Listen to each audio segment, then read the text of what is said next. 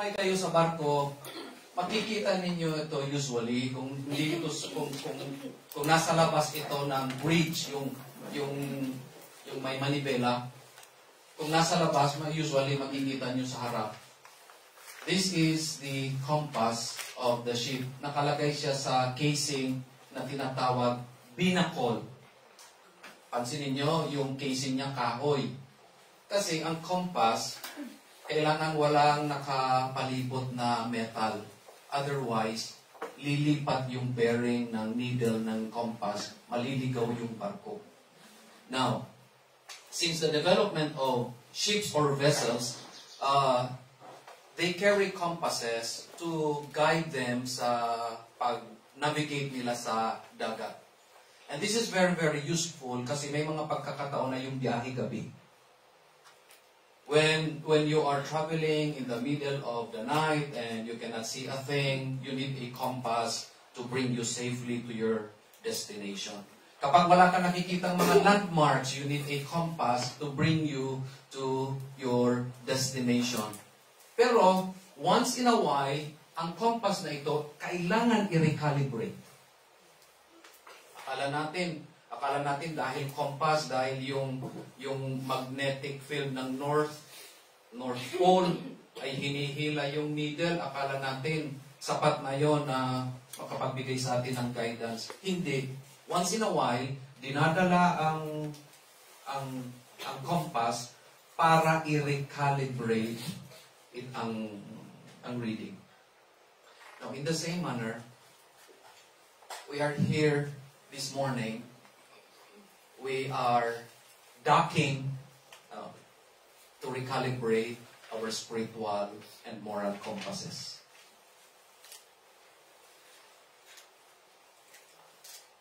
Kasi ang buhay, ang journey ng buhay natin, most of the time madilim. And we need our compasses to be recalibrated. It is therefore necessary that we keep our orientation clear. Pag sinabi mong orientation, yan yung compass reading mo. We need to check whether or not our spiritual compass reading is still accurate. Sa lugar ng isang speaker natin, sa lugar ni Pastor Jair Salomon sa Limasawa, may term sila, ang ginagamit ng mga sumasakay ng mga bangka, may term sila, rumbo. Hindi ko alam kung may term yan sa inyo. Pag sinabi mong rumbo, yung landmark doon sa lupa, pag makita mo bundok or what, kahoy, pag sinabi mong rumbo, you aim for that, yun yung magiging direksyon ng takbo ng bangka mo. We are here now, and we want to keep our orientation clear. Kasi rurumbuhin natin yung destination natin. Rurumbuhin natin. And our destination dito sa lupa, hindi lupa, hindi bahay, hindi sasakyan, hindi bank account. Ang rurumbuhin natin in our Christian life, langit at Jesus. We need to recalibrate because probably hindi na accurate yung spiritual reading ng compass natin. Baka kung iniisip natin noon, Jesus at langit, ngayon hindi na lupa na. Kailangan i-recalibrate natin. And so, if we would be able to do that, it would spell the difference between spiritual health and spiritual sickness. It will spell the difference between ministry effectiveness and uselessness. At ito ang goal natin for 2025. Lord, help us to be more useful, not useless. Help us to be more spiritually healthy, not spiritually sick. That is why we are doing this Bible conference for this year.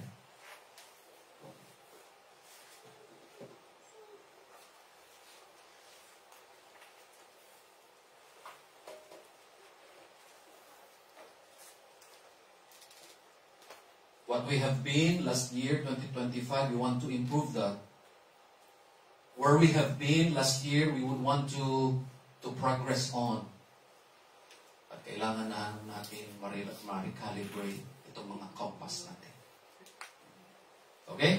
That is why, mga kapatid, we have this theme for this year. Seek things above.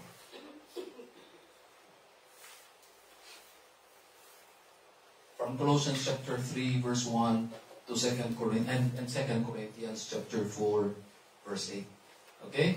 We want to identify again sino ang ating true north, si Jesus Christ. So that we can avoid what we call the spiritual shipwreck sa mga buhay natin. It is interesting, i-mention ko lang ito, it is interesting na talaga yung focus talaga ng Colossians ay si Jesus. If you can write this down, kindly write this quick. The name Jesus occurred 8 times throughout Colossians. Jesus, 8 times. The name Christ occurred 26 times. The pronoun him pertaining to Jesus occurs 21 times. The possessive pronoun his occurs 8 times. The title Lord occurs 13 times. So Colossians is all about Jesus. He is our true north. Siya yung ating rumbo. Siya yung direksyon ng ating buhay at ng ating ministry and all our goals and purposes and aspirations in life. So, sige, start tayo ng ating lesson. The book of Colossians was written by Paul either in the middle part or last part ng kanyang first house arrest between 61 and 62 AD.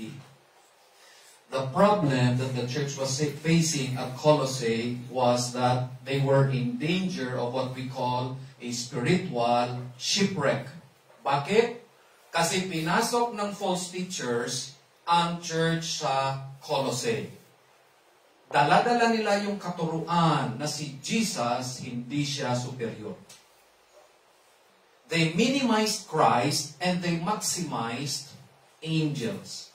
Kung titingnan mo sa chapter 2, verses 18 and 19, these false teachers were encouraging the Colossian believers to worship angels. So nakita niyo kung ano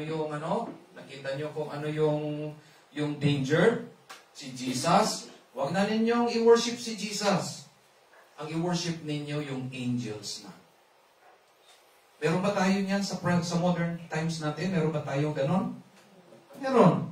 May mga religious groups na dinidiscourage tayo na huwag isambahin si Jesus. Oh.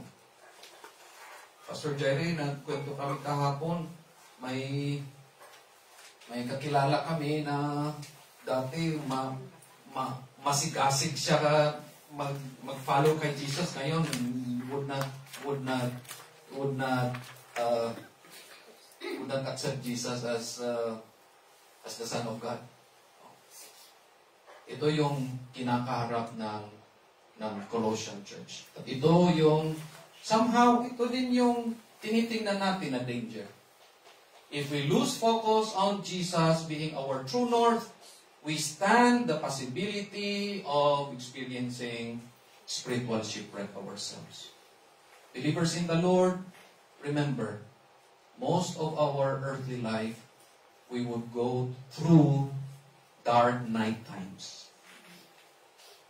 And some of us, even right now, dumadaan tayo sa madilim na panahon ng buhay natin, family natin, personal life natin.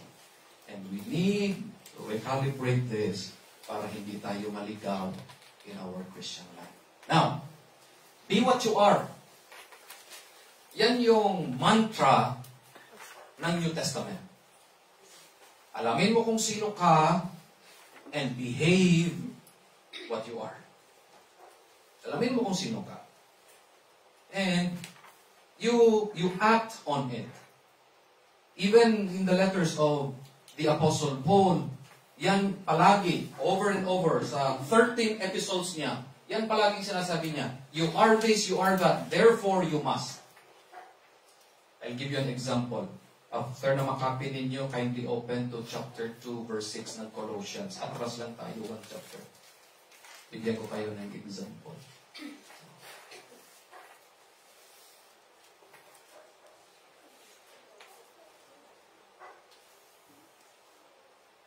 Now, what we can see in the book of Colossians are these two features. You throughout these 3 days of study, intensive study, you will come in contact with either the indicatives. Pag sinabi mong indicatives, yan yung theological foundations, or yung imperatives, yung utos. But always, tandaan ninyo ito always, inuuna palagi yung basis, yung grounds. Bakit natin gagawin yung particular action? Ibibigay muna yung dahilan before yung utos. Hindi baliktad. Sa mundo, uunahin muna yung utos. Tapos, yung inutusan hindi alam ang dahilan bakit gagawin niya yun. Familiar kayo nito? Ito yung saying sa English. Rules without reasons produce rebellion. Okay? Rules without reasons produce rebellion. You encounter that kahit saan. Sabihan ka, gawin mo ito. Tanungin mo, bakit? Sabihin, basta lang. Yung puso mo nagre-rebelde, hindi mo alam bakit. Pero tingnan ninyo ito. Before ibibigay yung utos, ibibigay muna yung basis bakit mo gagawin. Now, Colossians 2:6, please. Let's read this together. Tingnan natin. Ready? Colossians 2:6. Everybody, ready? Begin. As ye have therefore received Christ Jesus the Lord, so walk ye in Him. Dalawa makikita mo dyan. The indicative and the imperative. Unahin natin ang imperative kasi yan yung mas familiar tayo. Ano ang utos dito sa verse 6? Sige nga. Walk in Him. Yun yung imperative. Ano yung indicative dito? Ha? You received Christ the Lord. So, una yung dahilan. Una palagi yung dahilan. Because you have received Christ the Lord. Dahil tinanggap mo na si Kristo Jesus, ito yung command ngayon. Walk ye in Him. Now, sa ating introductory portion ng ating pag-aaralan this week, we have 3 indicatives sa verses 1 to 4. May 3 theological foundations or bases ang lahat ng itong instruction sa verses 1 to 4. Okay? Ito ang una. Ito yung unang indicative. You are risen with Christ and He sits on the right hand of God. Yan yung una. That is truth.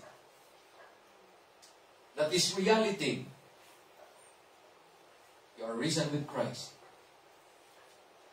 And He sits on the right hand of God.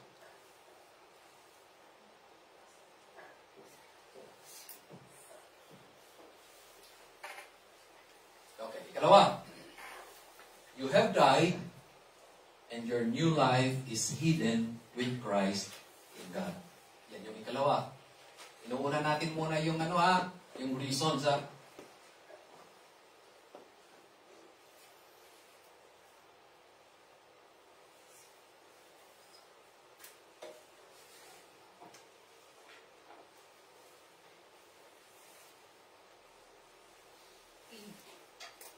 Ready for the third? Ito yung ikatatlo. Christ is your life, and you will appear with Him in glory. That's the third reality.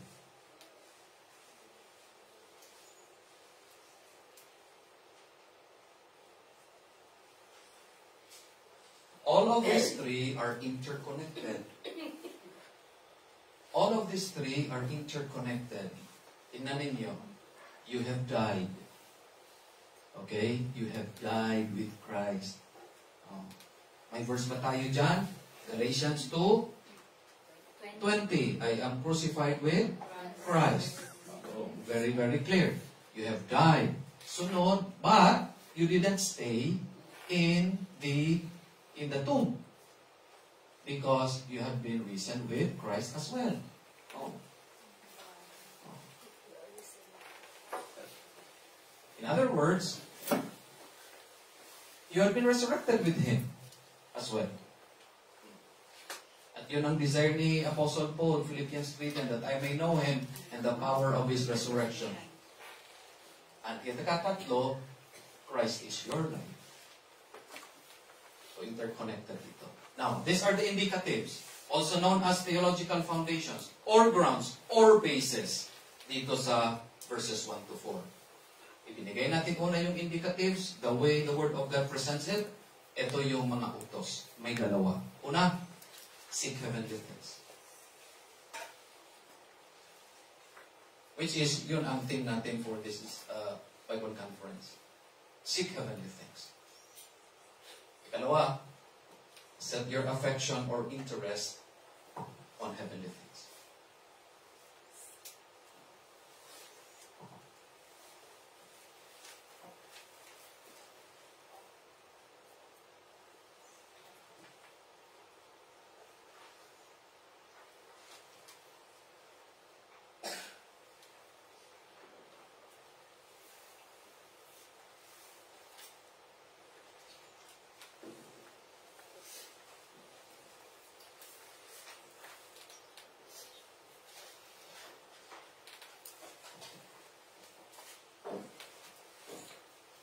Now, what does this suggest, mga kapatid? It simply suggests na mas magiging madali ang pagsunod natin sa dalawang utos na ito kung alam natin ang dahilan bakit gagawin natin ito. Nakita ninyo ulit ang connection? Mas madali to seek heavenly things. Mas madali ang pag-obey ng utos na ito to set your interest on heavenly things kapag alam natin yung basis ng action na gagawin natin. And so ito yung uunahin natin, itong indicatives na ito. Ito ang pag-aaralan natin this morning. Let us go now to the first indicative. Okay? You are risen with Christ and He sits on the right hand of God. That is the first indicative. In other words, or simply said, our identity with Christ is that we have been resurrected with Him. Sino ka? Ikaw ay anak ng Diyos who has been resurrected with the Lord Jesus Christ. That is who you are. That is your identity in Christ. You have been resurrected with Him. But not only that, you have been exalted with Him as well. May kwento na noong Second World War, noong hinahanting ng mga Germans ang mga Hudyo, maraming Hudyo ng mga pamilya ang naninirahan sa mga sementeryo para magtago. And what was ironic, ganito yun, sa places ng mga patay, may mga ipinapanganak na buhay. Sabagay, hindi lang naman yung doon noong World War II. Punta ka sa Manila ngayon, La Loma, ano ba yung mga libingan sa Manila? Maraming nakatira kaya sa mga sementeryo. Mga lugar kung saan nandoon yung mga patay, pero may mga naninirahan na buhay, may mga ipinapanganak na buhay, yan yung irony sometimes. But listen, si Jesus Christ, hindi lang tayo binigyan ng bagong buhay, hindi lang tayo ni-resurrect ni Jesus, inalis niya tayo sa sementeryo, inilipat niya tayo sa ibang lugar. Jesus Christ resurrected us and exalted us at inilagay niya tayo where? With Christ, with Him, as He sits on the right hand of God. Now, this brings us to some realities sa chapter 2. At titingnan natin, sisilipin lang natin quickly Open your Bibles to chapter 2, verse 20. The first is this: we died with Christ. Sana lahat tayo na-experience ito at sana lahat tayo we could claim we died with Christ. Okay? Oh. Kung hindi mo pa naranasan na namatay ka kasama ni Kristo, then talk with somebody after ng lecture time. Tanungin mo, sis, paano pa mamatay diyan kay Kristo? Oh, para sigurado. We died with Christ, Colossians 2:20. After you copy that, kindly open your Bibles.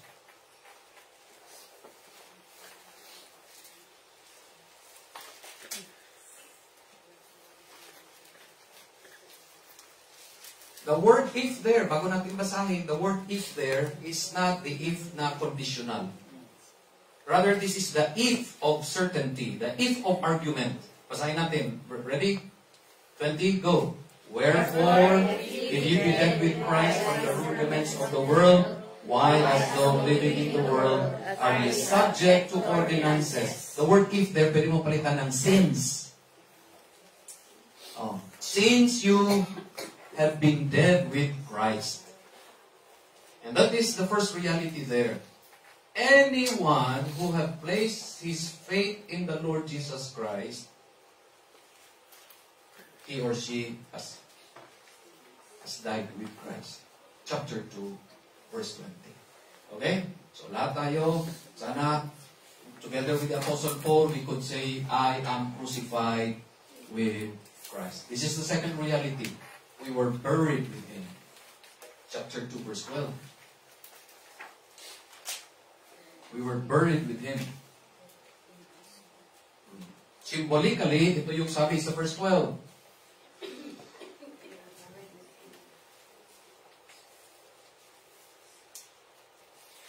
Chapter 2 pa rin tayo ng Colossians. Verse 12. Ready, go. Buried with Him in baptism, wherein also ye are risen with Him through the faith of the operation of God, who hath raised Him from the dead. So, we died with Christ, we were buried with Him. Ito yung ikatatlong reality. We were raised and exalted with Him. Chapter 2, verse 13, and chapter 3, verse 1.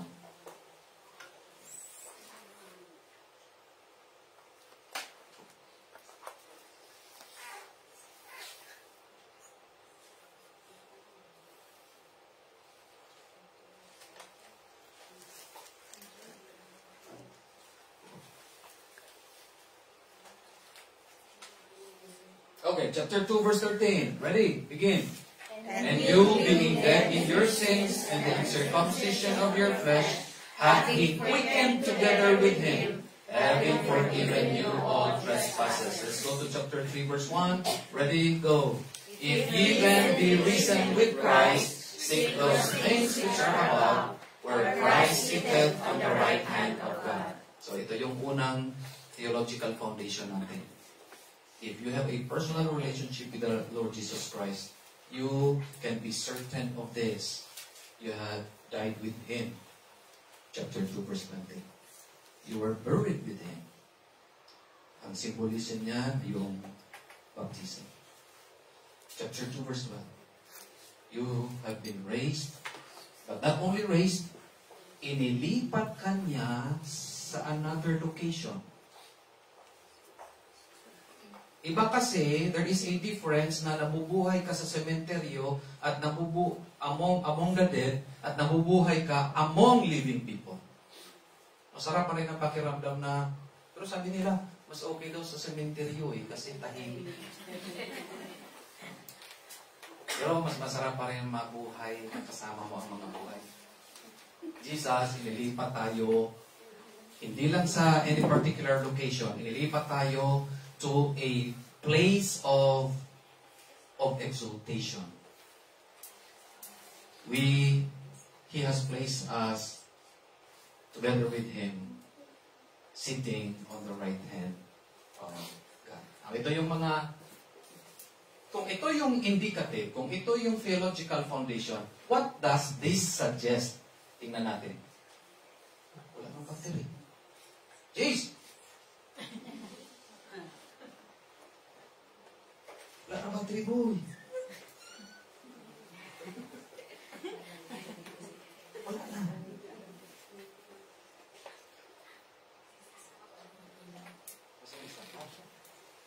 Kiss lang, kiss. Okay, what does this suggest? May iilan dito. Una, the interest of the exalted Christ must be the interest of the believers. The interest of the exalted Christ must be the interest as well of the believers.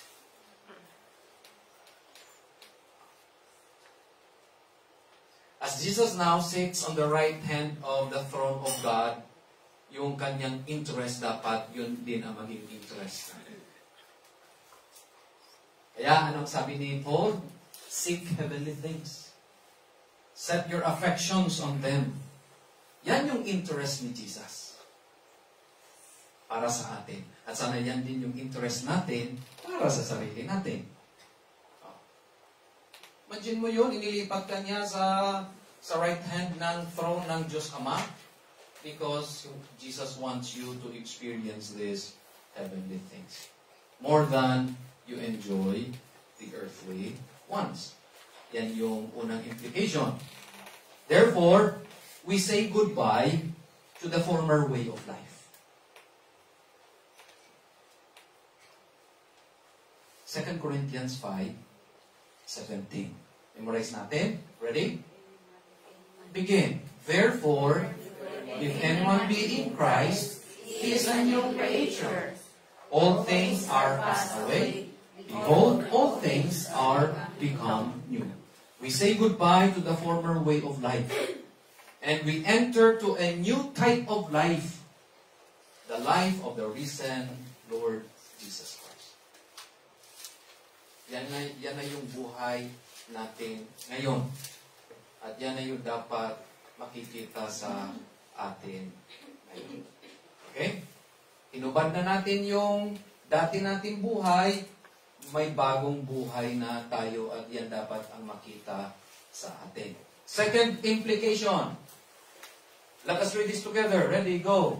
If with Christ we have died to the world and have been raised with Him, this should affect our perspective, purpose, and priorities. That is what you see in verses 1 to 4. A changed perspective, a changed purpose, and a changed set of priorities. Anong perspective natin? Heavenly perspective. Anong purpose natin? To seek things above and to set our affections on things above. Ano yung priorities natin? We do it now. We change our priorities now. We commit to follow Jesus more now, more than ever. Si Helen Lemmel,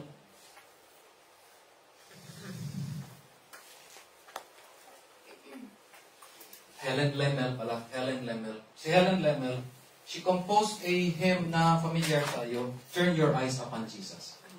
Okay? Familiar tayo niyan. Let me share with you the chorus of the hymn. Kantayin nga natin, alam niyo ito? Sige. Turn your eyes, sing. Turn your eyes upon Jesus. Look full in His wonderful face, and the things of earth will grow strangely dim in the light of His glory and grace. What I like about this hymn is that it reminds us of our perspective and purpose and priorities. Bakit kamo? Let me show you. Can you kindly ask yourself kung ang mata mo has already grown dim towards the things of the earth? Can you ask yourself honestly? Can you ask yourself this morning, has my my eyes grown dim towards the things of the earth.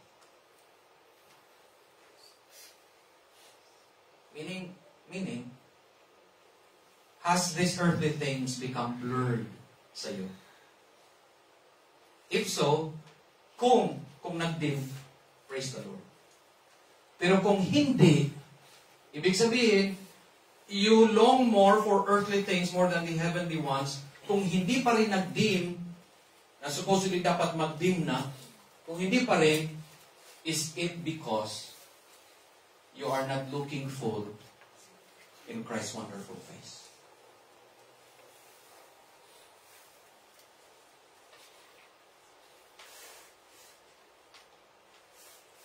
Panginoon, ano ba yung importante sa akin ngayon? Help me. Open my heart, open my mind, and help me to answer this honestly.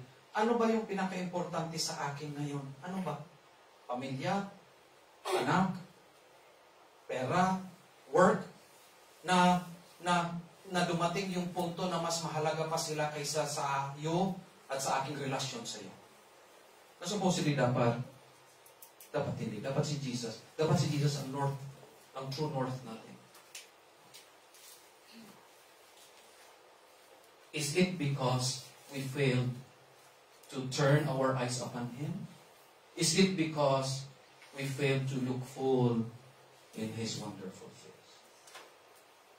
Because if we do this, yung magiging resulta, as you focus more on Jesus and you see more of His beauty, all the earthly things will become dimmer.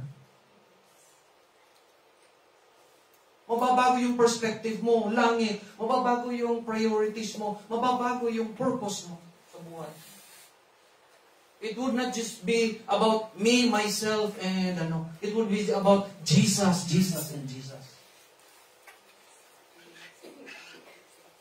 Kung 2024, it is about you, sana 2025, it would be more about Jesus. And so let us continually turn our eyes upon Him. Second indicative. Janice, palitan siguro natin muna itong battery bibig. Oh.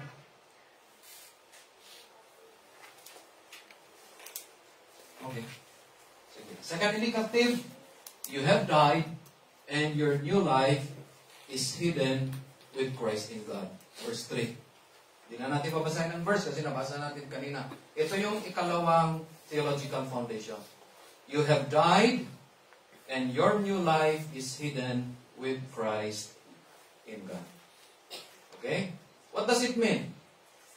It means that in Christ, we are dead to the old order, the things on earth. Yan ang ibig sabihin niya. That as believers, we have died to sin and to the world. And therefore, we do not need to be oriented to them or responsive to them.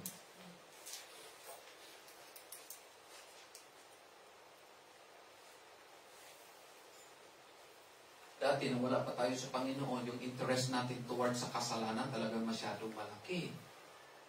Pero as we grow in Jesus, yung ating interest at yung ating excitement towards sin ay nababawasan na.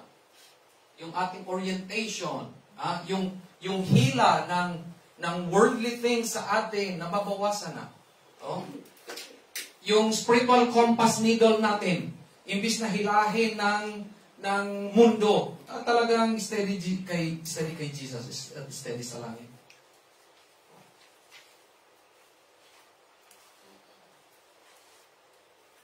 Okay. Sana ma-appreciate ninyo ito. Listen to this. Kayo na nandito sa CBBMC, mas blessed kayo sa ibang believers, sa ibang churches, especially sa Pilipinas. Bakit?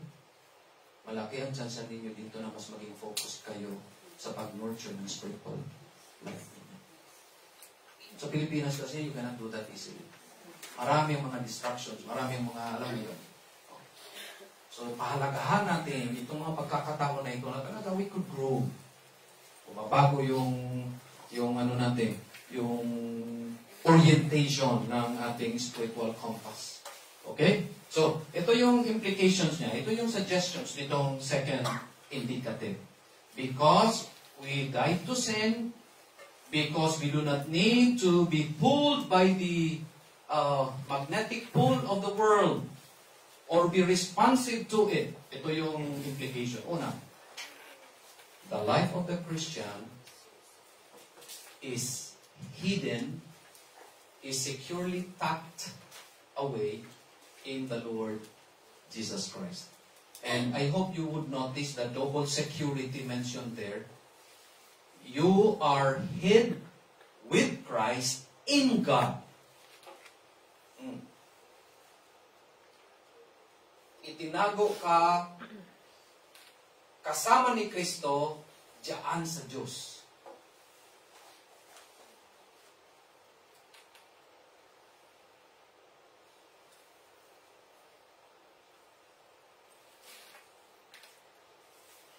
Binuksan ko yung filing cabinet nung before dumating si Pastor Jai. Binuksan ko. Kasi may mga filing cabinet na sa loob ng drawer, may safe na pwede mong lagyan ng pera. Nakakita na kayo niyan? Yes. Oh. Yeah, that would somehow illustrate itong double security na ito. Kapag may pera ka, buksan mo yung filing cabinet, may lock na yun eh. Pero sa loob ng isang drawer, may safe na pwede mong itago yung pera. That is double security. Ito yung idea. You are hid with Christ in God. Itinago tayo kasama ni Kristo diyan sa Diyos. And so, therefore, because we have that privilege and blessing, our life draws nourishment from secret springs.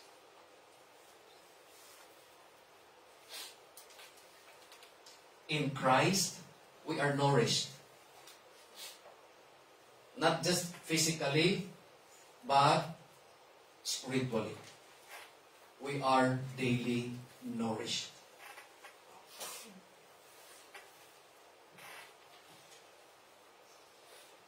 And the kind of nourishment that we receive from the Lord Jesus Christ is enough to sustain us. Hindi mo kakailanganin yung ino-offer ng mundo.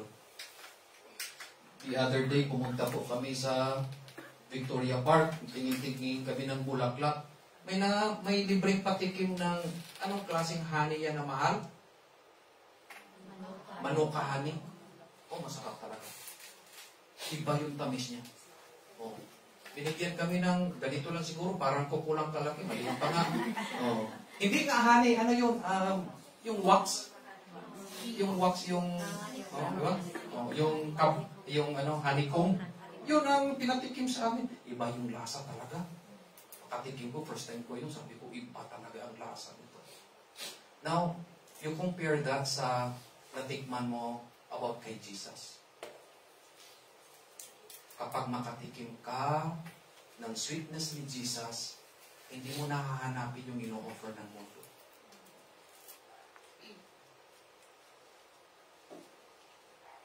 May mga pagkain na nakain mo dito sa Hong Kong na dahil sa sobrang sarap, pagdating mo sa Pilipinas, hindi ka nakakain ng the same na pagkain na nandoon.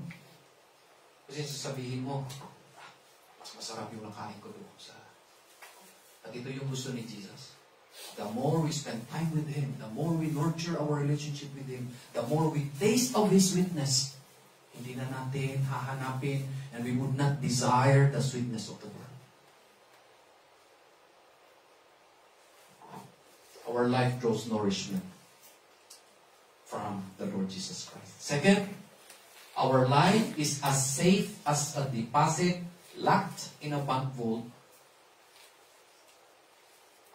Jude 24. Isang doxology na minsan ginagamit ng mga pastors. God keeps you from falling. God keeps you from stumbling. That is the idea there.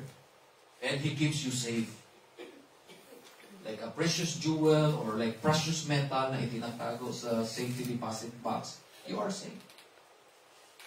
You are safe. Katatlo, our life is one with Christ who is in the bosom of the Father. After you copy that, can you kindly open your Bibles to 1 Samuel 25? Nabasa natin ito siguro noong nag-aral tayo sa buhay ni Abigail, or probably hindi siguro natin ito nabasa. Pero may sinabi sa Abigail dito sa 1 Samuel 25 verse 29. I just want to point this out kasi napakagandang reality ito sa atin. 1 Samuel 25 verse 29.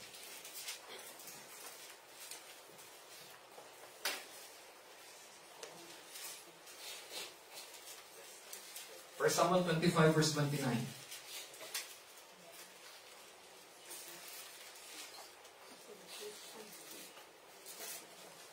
Okay, ready. First Samuel 25:29, ready, go. Yet a man is risen to pursue thee and to seek thy soul, but the soul of my Lord shall be bound in the bundle of life with the Lord thy God, and the souls of thine enemies, them shall he sling out, as out of the middle of a sling. I want to bring your attention to that phrase, bound in the bundle of life. Alam niyo ba anong picture niyan? A baby na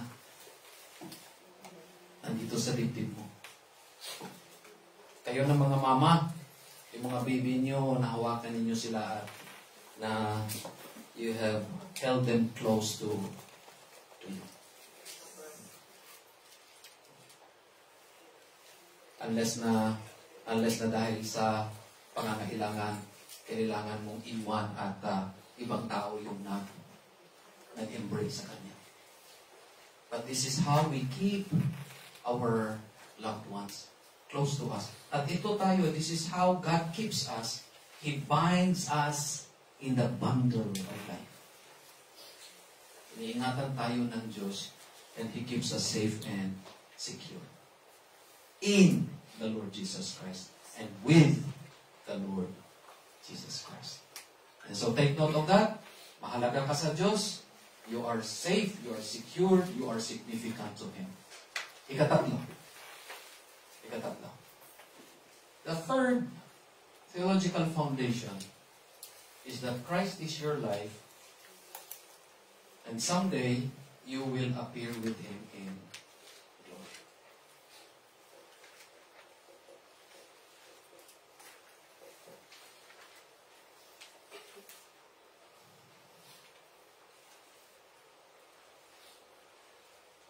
Somebody said, life is what you are alive to.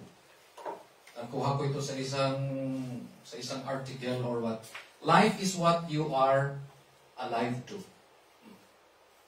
Kapag may kausap ka na tao, kapag hindi siya interested sa topic, makikita mo sa mata niya walang sparkle. Pero kapag ang topic ninyo something that he or she is interested in, at talagang non-stop ang kwentuhan. Isang anak ni Pastor Garganchel, nag-aaral ngayon sa Manila, aeronautics. And so it means na interested siya sa aeroplano, brother, no? Aeroplano. Mag-usap kayo ni Vic, yung anak niya na nag-aaral, mag-usap kayo tungkol sa ibang mga topic, posibleng hindi siya interested. Pero pag-usapan ninyo aeroplano, pakpak, buntot, pagpapalipad ng aeroplano. Maghapon magdamag na kwentuhan. And that is the idea. If Jesus is our life, we will be excited to talk about Him. Sis, maupo tayo, pag-usapan natin si Jesus. Pero kung minsan, wag na si Jesus. Ito yung natin, yung mamamarites tayo. Ito yung topic natin. Life is what you are alive to. As Christ being revealed is certain. Kasi sigurado talaga, sabi dyan, He will be revealed in glory. Sigurado yon. Now, ito yung equally certain reality and truth. We will also be revealed with Christ someday. And we can be certain of that. Jesus will be revealed someday. We will also be revealed with Him someday. Higilala tayo, and people will understand why we live that kind of life. May mga kaibigan tayo nang sinasabihan tayo, inom tayo. Sasabihan mo, graduate na ako dyan. Pero hindi nila maunawaan. But someday, when we will be revealed with Christ, diyan nila maintindihan. Kaya pala hindi siya sumasama sa amin. Now, implications. Patapos na tayo. Ready? Let's read this together. Before you copy, go. Christ is the source, the meaning, the purpose, the identity, and the destiny of life, both individually and corporately. As individual believers and as a church, we need to affirm that it is all about the Lord Jesus Christ. You find your source of life, you find your meaning of life, you find the purpose of life or for life, you find your identity in life, you find your destiny in life. All of this you can find in the Lord Jesus Christ. So again, gagamitin ko yung term na ginamit ko kanina, si Jesus ang ating rumbo. Siya ang ating direction. Siya ang ating destination. We will be revealed in glory together with Christ.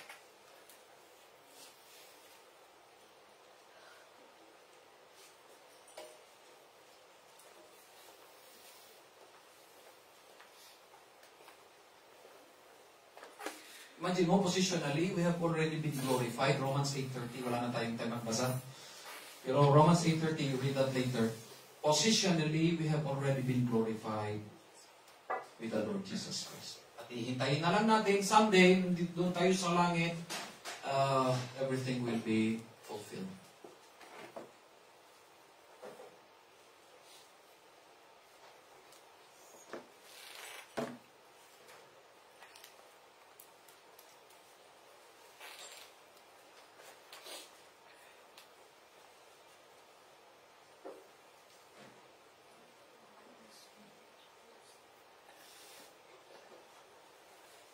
And so as we end this study,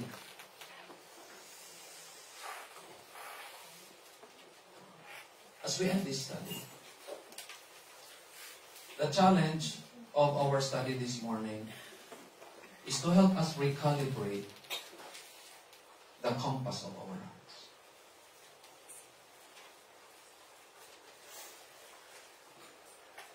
May you find grace. Natatanungin mo ang sarili mo at tatanungin ko ang sarili ko, accurate pa ba yung orientation ng spiritual compass natin? Accurate pa ba ang orientation ng moral compass natin? Kung hindi na, balik tayo sa Panginoon and ask Him to recalibrate the compass of our hearts. Jesus is our true north. Siya lang talaga yung dapat ihihila sa atin. Hindi yung mundo, kung hindi si Jesus. When we do that, our heart will be reoriented towards heavenly things.